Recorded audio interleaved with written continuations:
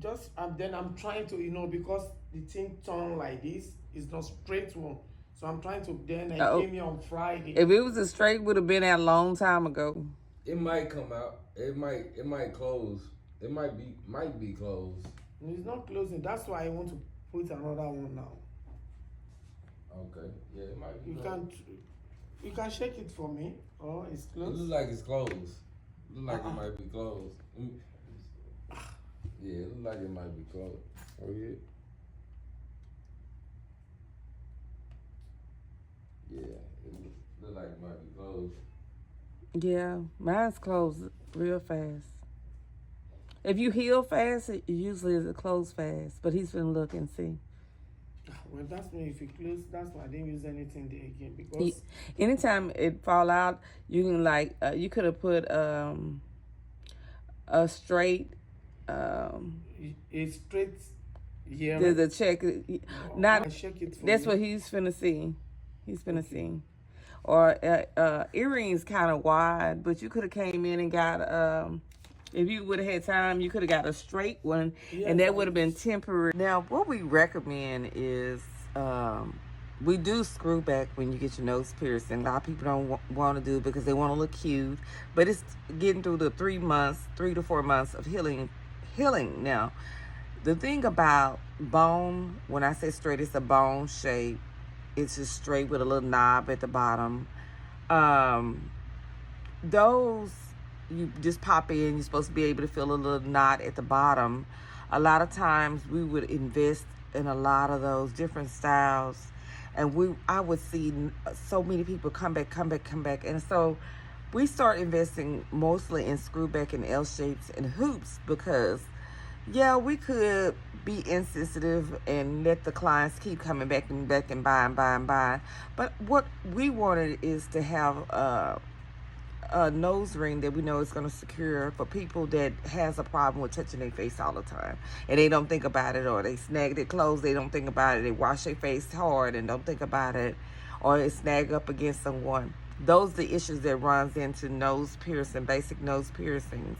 It can happen with the other ones, but it's less likely just to do it unless it's a hard snag. If it has to be a hard snag, or the hole has to be already enlarged from various sizes. Reason it comes out quickly, and then your hole has not shrunk to the jury size to tight enough.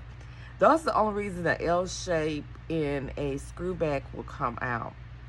And you have to do a hard pull to do a hoop, and that'll be very, very painful, especially if they're closed hoops.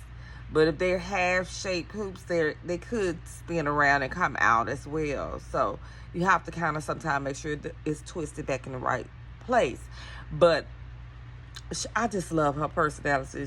She tickles me every time. Her facial expression, oh my goodness. But we accommodate for her all the time. She come because she works odd long hours and stuff like that, and and it's just good to see the facial expression, the energy that she brings every time.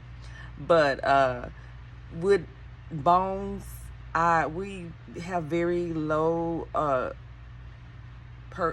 stock in there, and I really don't like them. That's just my personal opinion. And for the 10 years that the company has been in business, I know the first 5 years we had visited so many styles, and I would just see the same people come back. I lost my piercing, and it fell out, because they'll forget. It'll snag up, the gym will snag, or if they won't even think about it, they wipe their face hard and they fall out, or whatever the case may be. Or they change out different sizes of the bar, because it comes in different sizes. Of course, you may get pierced with a 16 gauge, but it can go as up to 16, 18, 19, 18, 20, 22.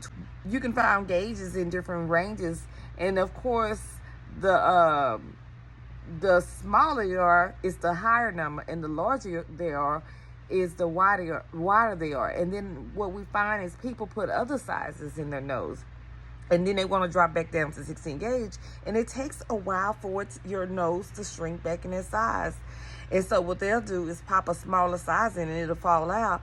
But most basic piercing starts out with a 16 gauge. Some may pierce with an 18 to 20 needle or a 16 gauge because that's the size jewelry they have, or they may do it.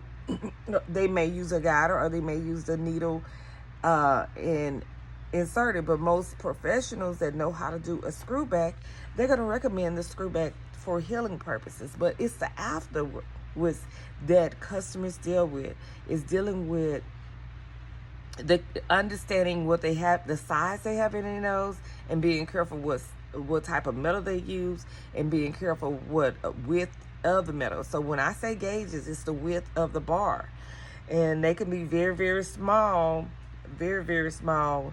And if it's fine jewelry like 14 karat gold and it comes in 22 or 20 gauge, very thin like this, of course, the gem may snag on something if it has a prong shape. A lot of people not aware prongs can get caught and snag.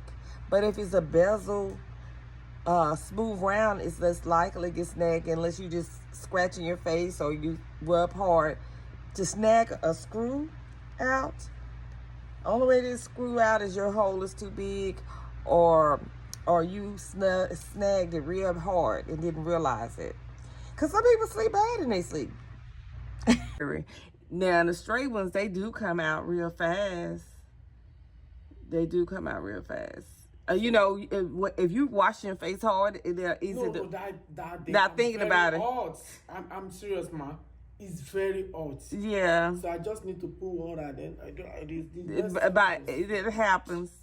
Because it's too small, but I love it. Yeah, I don't even remember which one you had. That's been a while back. So I had thought you got a larger one. Was it the white silver? Yes, the white gold. Silver, the white I mean, white. It was white. It's 14 karat silver, gold. yeah. It was 14 karat gold though. Oh God. And it was a little circle. But the small one, the stone don't have anything to do with it. It just probably snagged on your Even though, snag. Mom, I just came this morning, 6 a.m. this morning, because I have an appointment. He told me 10:30 I should be here, so that's why I just tried to. It's wake fine. up. It's fine. I'm glad we were here to. Thank you, Mom. Yeah. Just give him a moment. He'll tell you what he'll be able to do. You can have a seat. Do you have the jewelry? No, I can get another one. Okay. What was the end result? Well, her choice and her preference is always 14 karat gold. I know that most Nigerian, majority of our clients love the 14 karat gold. And if they can get 18 karat gold or higher, that's their preference. But we had the 14 karat gold genuine garnet birthstone. And so that's what she selected, but it was a screw back. That's what he pierced with. Now, on Thursday, she'll come back to purchase her aftercare. Because she said that's when she'll have another chance to come back in and get it. Because she already know that if you do not take care of that nose piercing, you're going to have complications.